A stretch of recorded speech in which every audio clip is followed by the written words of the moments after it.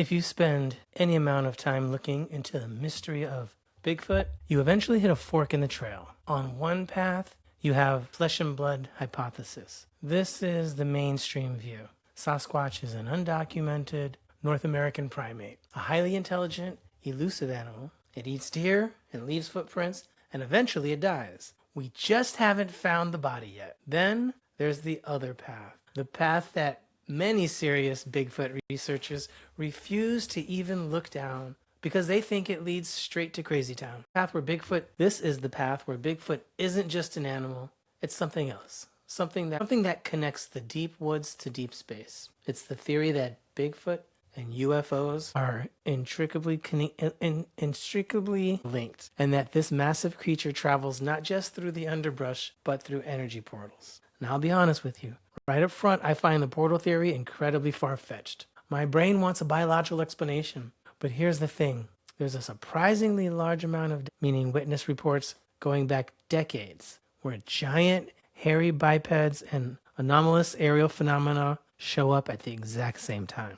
Today, we're going to suspend our disbelief. We're going to piss off a lot of traditional Bigfoot researchers, and we're going to dive headfirst into the woo.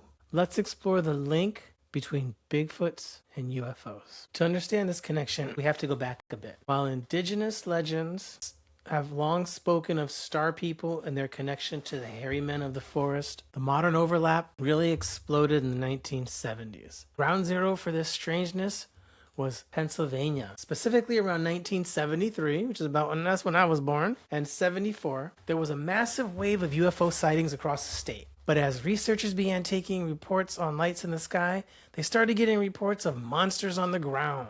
Researcher Stan Gordon is really the godfather of this specific niche. He began documenting dozens of cases where witnesses would see a strange object land in a field, and moments later, a large hairy creature would be seen near the craft. Now, sometimes the creature seemed to be inspecting the craft. Sometimes it seemed to be exiting it. One famous case, this comes from Uniontown, Pennsylvania back in 73.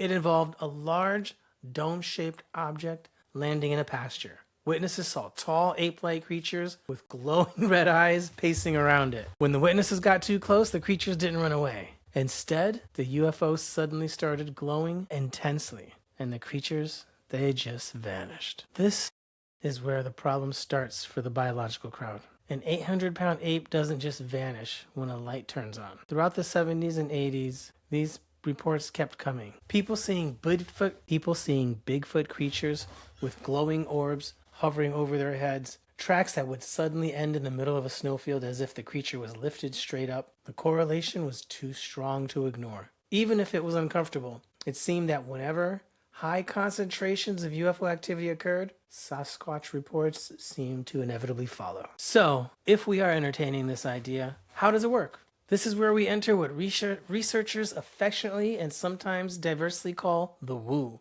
The woo is the catch-all term for the paranormal aspects of Bigfoot.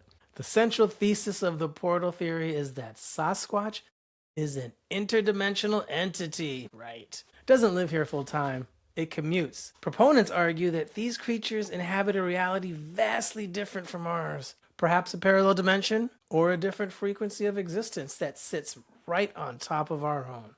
The UFOs aren't necessarily spaceships from Zeta Reticuli. They might be the mechanisms, the elevator, if you will, between these layers of reality. Or the creatures themselves have a natural ability to manipulate energy fields, open portals, or wormholes. So this is where it gets nuts. Why is this theory attractive? Because it conveniently solves the biggest problems of Bigfoot research, right? Problem number one. Why haven't we found a body? Answer, because when they die, they revert back to their home dimension, or their kin come and get them through the portal. Problem two. Why can't we trap one on a trail cam? The portal answer? Because they can sense the electromagnetic fields of the camera, or they can phase out of our visible spectrum. Problem number three. How can such a massive creature require so much food but leave so little environmental impact? Portal answer? They aren't eating our deer. They're eating lunch back in Dimension X. It's a neat, tidy explanation that covers up the lack of hard physical evidence And that tidiness is exactly why skeptics like me are suspicious of it. It feels like a get out of jail free card for lack of proof. However, we cannot just dismiss the witness testimony. If you listen to enough encounter stories, even from people who swear they only believe in flesh and blood, you start hearing the same weird details popping up over and over. So let's talk about the Oz. Many witnesses report that right before a Bigfoot encounter, the woods go dead silent. The birds stop singing. The insects stop buzzing.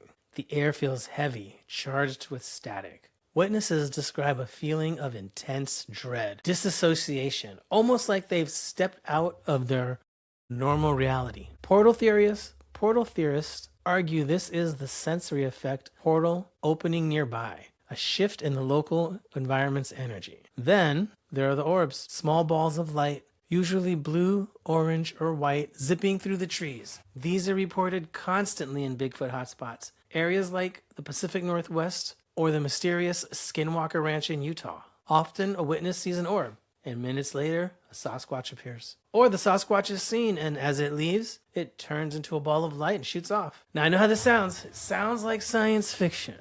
But these aren't reports from people attending UFO conventions. These are often hunters, loggers, police officers, people who want nothing to do with the paranormal, reporting these bizarre accompanying details. They see a giant ape, yes, but they also see the light show that comes with it. Now let's talk about the civil war within the community, all right?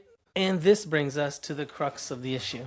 The absolute civil war this topic causes within the Bigfoot community. I mentioned at the top that the flesh and blood researchers think the portal people are crazy. Well, that's true. I'm not exaggerating. The animosity is real. If you go to a Bigfoot conference, you will see the serious researchers, the guys with degrees in anthropology or biology, the guys spending weeks hauling plaster into the Yukon, rolling their eyes when the woo gets brought up.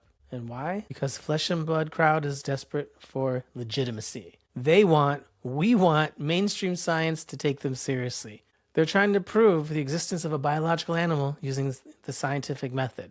Every time someone stands up and says Bigfoot is a telepathic space ghost that travels through energy stargates, it sets the scientific effort back at least 20 years, maybe more. It makes the whole field look ridiculous to the outside world.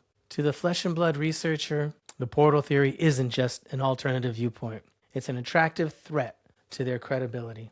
They view the portal crowd as LARPers, or people having spiritual crises, confusing folklore with biology. Conversely, the woo crowd thinks the flesh and blood guys are dinosaurs, stuck in outdated materialist paradigm, ignoring the evidence that's right in front of their faces because it doesn't fit their narrow world view. So now the skeptic's dilemma. So where do I land on this? As I said, I'm a nuts and bolts guy. If Bigfoot exists, and I do believe Bigfoot exists, it's an animal made of meat and bone that evolved here on Earth. I think the portal theory is an enormous leap of logic, largely based on interpreting high-stress hallucinations and misidentifying natural phenomena. However, true science means looking at all the data, not just the data you like. If you have thousands of reports of a giant ape, you have to investigate the ape.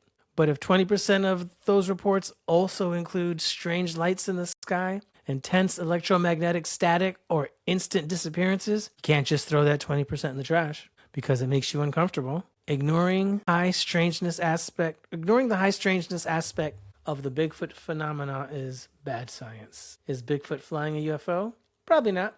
But are these two mysterious mysteries perhaps symptoms of the same underlying unknown aspect of our reality? Maybe. The connection between UFOs and Bigfoot remains one of the most bizarre, infuriating, and fascinating corners of the unknown. And even if it sounds crazy, it's worth keeping one eye on the sky while the other is scanning the tree line. Tell me what you think. Is the portal theory just a convenient excuse for a lack of evidence? Or are we dealing with something way stranger than a giant monkey? Let me know in the comments below. The war between the flesh and the blood and the woo is happening down there right now. Thanks for watching.